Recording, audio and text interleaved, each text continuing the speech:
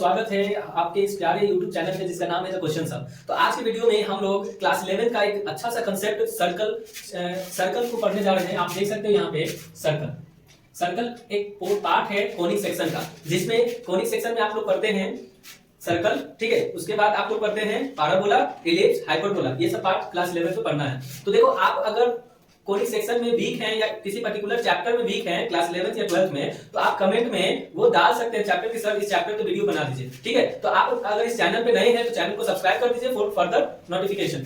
आप देखो सर्कल, तो सर्कल में हम लोग क्या पढ़े, सर्कल में बहुत सारे टर्म्स पढ़ चुके हैं क्लास 9 में 10th में, है ना। उन सब टर्म्स को यहाँ पे कोई मतलब नहीं है। सिर्फ क्लास 11 में एक बात याद रखना है कि हम लोग को इक्वेशन ऑफ सर्कल कैसे निकालना है। किसी भी सर्कल का इक्वेशन, देखो जैसे एक स्ट्रेट लाइन होता है, उस स्ट्रेट लाइन का एक इक्वेशन होता है, ठीक है। या आप बोल सकते हो कि इक्वेशन से हम स्ट्रेट लाइन बना सकते हैं। तो क्लास 11 में आप पढ़ चुके हैं कि किसी भी स्ट्रेट लाइन का इक्वेशन कैसे हम निकाल सकते हैं, ठीक है। तो आज हम लोग देखने जा रहे हैं कि सर्कल का इक्वेशन आप कैसे निकालोगे। देखो ध्यान से समझना, ये एक सर्कल है, सर्कल में एक सेंटर होगा, ठीक है। और इस सेंटर का आप मान लेते हैं कि कोऑर्डिनेट होगा h, k, ठीक है। ध्यान से समझना, मान लीजिए कि सर्कल का कोऑर्डिनेट h, k है, सर्कल का सेंटर है, ठीक है। और यहाँ पे ये पॉइंट यहाँ पे आ रहा है, ठीक है। ये डिस्टेंस कहलाता है रेडियस, ठीक है। तो हम लोग पढ़ने जा रहे हैं equation of a circle, of the circle, ठीक है। Equation of a circle, equation of a circle का मतलब होता है रिलेशन हम लोग को एस्टैब्लिश करना होता है। एक पॉइंट P लेंगे, वेरिएबल पॉइंट, और ये पॉइंट सर्कल पे कहीं भी हो सकता है। ये पॉइंट P सर्कल पे कहीं भी हो सकता है। आपको ध्यान रखना होगा कि ये पॉइंट सपोज यहाँ पे है, ठीक है, x, y। तो आप क्या बोल सकते हो कि इक्वेशन ऑफ अ सर्कल आप ये लिख सकते हो, रिलेशन सेंटर, रेडियस और पॉइंट B के बीच में अगर रिलेशन हम एस्टैब्लिश कर देते हैं, वो रिलेशन कहलाता है equation of a circle. Equation of a circle ना लिखकर इसको लिख सकते हो इक्वेशन ऑफ द सर्कल, ठीक है। यहाँ पे देखो रिलेशन, तो आप देखो इसमें बोल सकते हो कि CP एक डिस्टेंस है, दो कोऑर्डिनेट मतलब दो पॉइंट का आप क्या कर सकते हो, डिस्टेंस निकाल सकते हो। मतलब यहाँ पे सिंपली आप बोल सकते हो कि इक्वेशन ऑफ सर्कल निकालना होगा तो हम क्या करेंगे, CP जो होगा वो आपके R के बराबर होगा। यहाँ पे देखो ये CP जो है R के बराबर है, स्क्वायरिंग बोथ साइड कर लो, तो CP का स्क्वायर किसके बराबर होगा, R के स्क्वायर के बराबर होगा।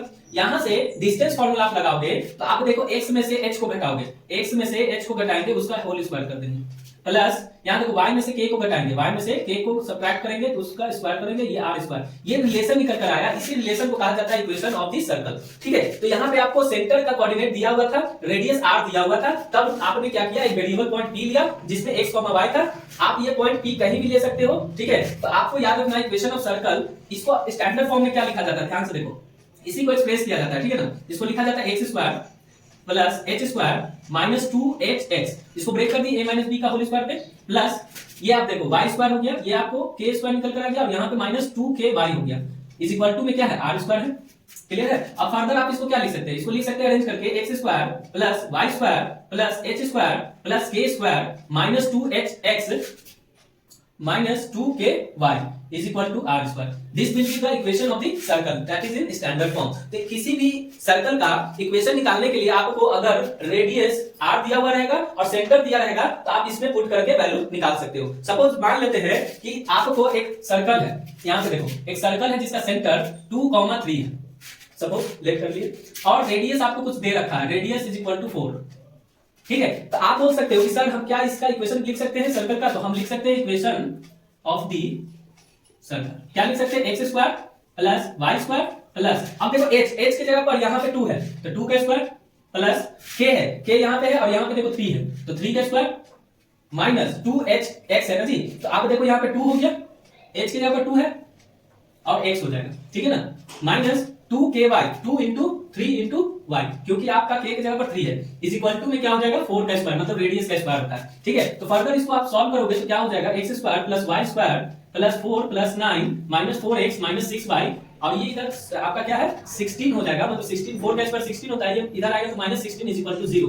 फर्दर आप इसको लिखोगे x square plus y square minus 4x minus 6y। अब देखो ये 9 4 कितना हो गया, 13 प्लस में है और माइनस 16 है तो माइनस 3 हो जाएगा, is equal to 0। This will be the equation of this circle whose center is 2,3 and radius is 4। तो इस तरह सेंटर और रेडियस दिया जाएगा तो आप क्या कर सकते हो, इक्वेशन निकाल सकते हो सर्कल का, ठीक है। तो नेक्स्ट हम लोग वीडियो में देखने जा रहे हैं आपका कि अगर इक्वेशन दिया हुआ है तो उससे आप सेंटर कैसे निकाल सकते हो, रेडियस कैसे निकाल सकते हो, ठीक है ना। तो जुड़े रहिए इस चैनल से, बहुत अच्छा इन्फॉर्मेशन आपको मिलेगा। तब तक के लिए धन्यवाद।